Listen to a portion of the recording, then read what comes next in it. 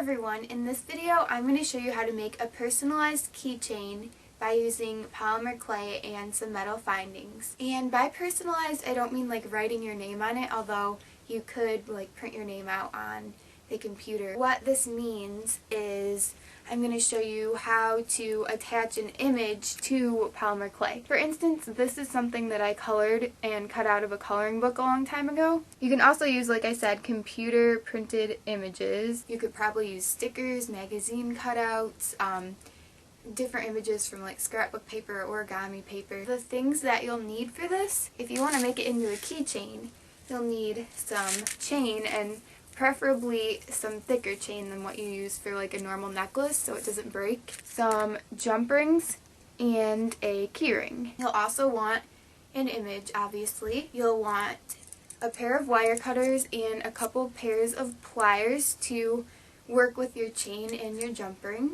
You'll of course want some polymer clay. Any color you want and any brand of oven baked clay will be just fine. Then you'll need some type of Sculpey glaze. I use the gloss kind. There's also matte, which just isn't shiny, and a paintbrush. And then you have an option of using some type of like cookie cutter, or you know, just some like cookie cutters that come with clay stuff. They're really like just toys. The first step of this project is to choose a color or colors of clay, roll them into a ball. The size doesn't matter, it depends on the image you're using and how big you want your keychain to be. I got this multicolor effect by using 3 colors of clay and then just kind of rolling them and twisting them together. Then go ahead and flatten this out. Just with the palm of your hand is fine. And make sure it's not too thin. This is probably a good thickness because you're going to add a... Oh shoot! I also forgot in the materials that you'll need an eye pin. So anyway, you want it to be about this thick so you can add the eye pin in before you bake. You can decide on what shape you want this to be. You can just leave it in the circular shape, you can make it into a square, or you can use a cookie cutter to get a different shape. I'm going to use a star. Place it on there and press down.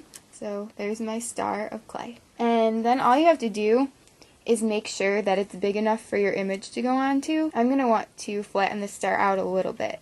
Now you're going to take an eye pin, which you can find in the jewelry section of any craft store, and usually they come about this long, which you definitely don't want it to be that long. So you need a pair of wire cutters to trim it down, and I'd say around here is good. Take a pair of pliers and just at the very, very tip of this eye pin that you cut, just kind of bend it a tiny bit. You can barely tell, but it helps it to stay in after you bake. Then decide where you want your chain and keyring to hang from on your clay shape.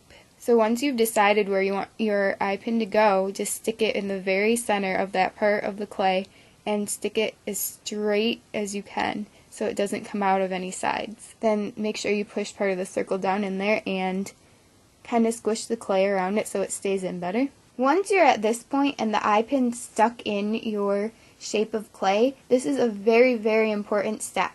At this point, you're going to have to bake your clay. Every pack of oven baked clay, polymer clay, it has baking instructions on the package. So follow the baking instructions on your package, and to bake this you can put it on foil, glass, metal, pans, anything you want, and you can bake it in an oven or a toaster oven. That's it. While you're waiting for your clay to bake, it's going to be a perfect time to cut your chain and attach it to your keyring and such. I'm using a pretty thick chain, and it's possible to cut it with wire cutters. It just takes a little longer than normal. So decide how long you want your chain to be. With your wire cutters, just keep pressing down in the same spot and then like move to the other side and do that too. Oh gosh. Or do that. Open up your keyring by like sticking your fingernail in it or something, and then put that through one end of the chain like this. If you're using thin chain, you can attach a jump ring to the top of it and then like attach the jump ring to the keyring. Then you're going to need to put a jump ring at the bottom of the chain for sure so it can attach to the eye pin. Oh shoot, I just dropped it. To open a jump ring, take one pair of pliers, clamp down on it, and then take the other and clamp down on the other side.